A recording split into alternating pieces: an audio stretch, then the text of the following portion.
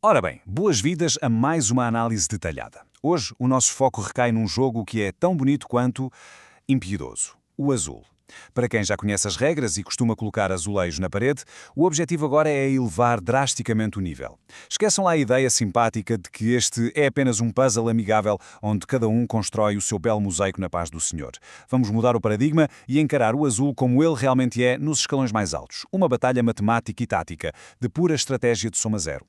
A nossa agenda para dominar o jogo é bastante direta. 1. A verdadeira guerra do azul. 2. O mito das cores. 3. Dominando a coluna central. 4. O poder do chão. 5. A matemática da paridade. E, por fim, 6. O protocolo Cyberlot. Ponto número 1. A verdadeira guerra do azul. Pois bem, a primeira ilusão que precisamos de quebrar é a de que estamos perante um jogo solitário que calha ser jogado em grupo. A níveis de elite, isto não é de todo uma corrida pacífica pela parede mais bonita. É uma autêntica guerra onde cada ida à fábrica tem de ser calculada não apenas pelo que constrói do nosso lado, mas, acima de tudo, pelo que destrói no plano da oposição. Se olharmos com atenção para a pontuação base, o que é mesmo fascinante é perceber que o verdadeiro motor da vitória não é simplesmente fechar linhas. São os pontos de adjacência compostos. Colocar uma peça isolada dá um ponto, mas colocar uma peça adjacente a outras, isso desencadeia pontos para a própria peça e para cada azulejo ligado na horizontal e na vertical. É tipo os juros compostos.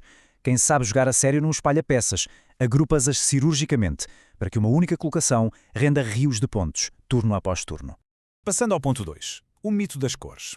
Este é talvez o erro mais comum entre quem já domina a mecânica básica do jogo, mas acaba por cair numa armadilha que arruína a pontuação a longo prazo.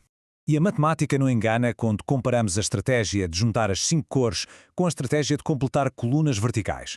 Perseguir aquele bónus de cor dá 10 pontos, muito tentadores é verdade, mas exige recolher 15 peças espalhadas num mar de 20 possíveis.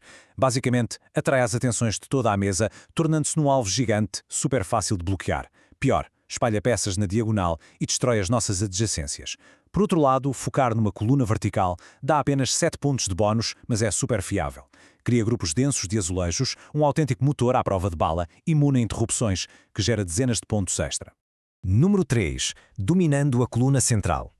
Agora que já sabemos que as colunas são incrivelmente superiores às cores, impõe-se a grande questão espacial. Afinal, onde é que estas colunas devem ser construídas?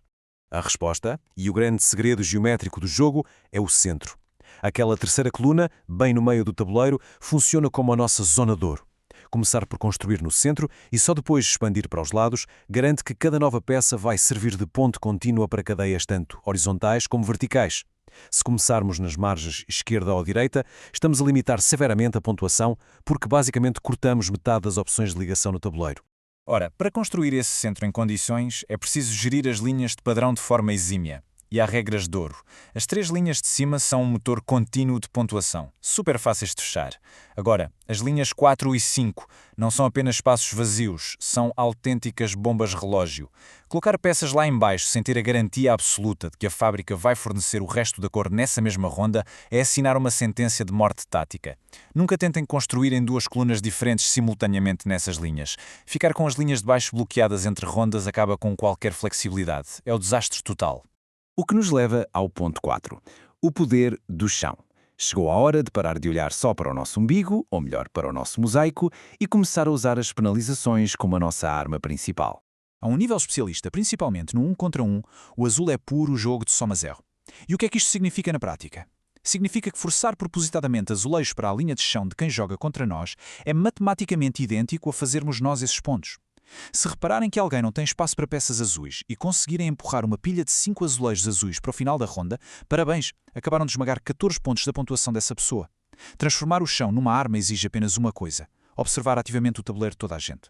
E chegamos ao ponto 5, a matemática da paridade. Mas como é que executamos este ataque brutal sem acabarmos nós com os pontos negativos? Para usar as sobras como arma, há que dominar o momento exato de ir ao centro da mesa. Mentalmente, a cada jogada, a malta que joga a nível profissional faz isto. Conta as cores distintas que estão no centro. Se houver 1, 3 ou 5 cores distintas, alerta vermelho. Estamos num estado de paridade ímpar. Matematicamente, quem for o primeiro a retirar do centro nestas condições, garante que vai ficar com a última peça da ronda, que é invariavelmente uma pilha de lixo enorme e cheia de penalizações. Agora, se a paridade for par, com 2 ou 4 cores, estão à vontade, é seguro. Podem atacar o centro com a certeza de que a batata quente vai rebentar do lado de lá. É matemática implacável, mas infalível. Finalmente, o número 6, o protocolo Sapperlot.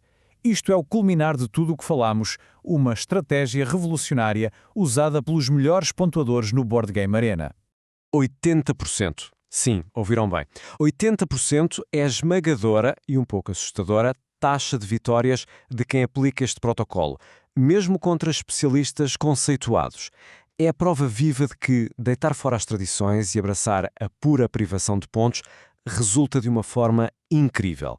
A comunidade competitiva resume isto na perfeição ao dizer que Sapperlot é alguém que dominou verdadeiramente o aspecto do soma zero do azul e joga frequentemente de forma muito destrutiva. Em vez de maximizar a própria parede, este estilo diz-nos que o foco primário é destruir as adjacências dos outros e entupir o chão deles propositadamente. É tipo jogar xadrez agressivo, mas com belas peças de cerâmica. E guardei o detalhe mais fascinante para o fim, 2.18. Este é o número médio de vezes por jogo em que os mestres desta técnica agarram a peça de primeiro jogador. Ou seja, quase nunca. Ao contrário de tudo o que nos ensinam sobre agarrar a iniciativa, eles recusam começar. Entregam o marcador cedo porque preferem jogar em segundo ou terceiro a reagir. Querem ter flexibilidade absoluta para forçar o fecho da ronda no exato milissegundo em que a matemática do chão castiga a concorrência. E com isto, chegamos ao final da nossa viagem pelas estratégias de elite. O azul é mesmo muito mais do que estética. É uma autêntica arena onde quem calcula as margens de adjacência domina a coluna central e atira matematicamente lixo para os adversários, leva sempre a taça para casa. A grande questão que fica no ar é: há coragem e preparação para deixar de jogar amigavelmente e começar a aplicar a verdadeira ciência para vencer? Na próxima partida, não se esqueçam de contar as cores no centro, sacrifiquem aquela cor bonita se for preciso e observem os painéis alheios a ruir. Boas jogadas e que os bónus de coluna apareçam em força.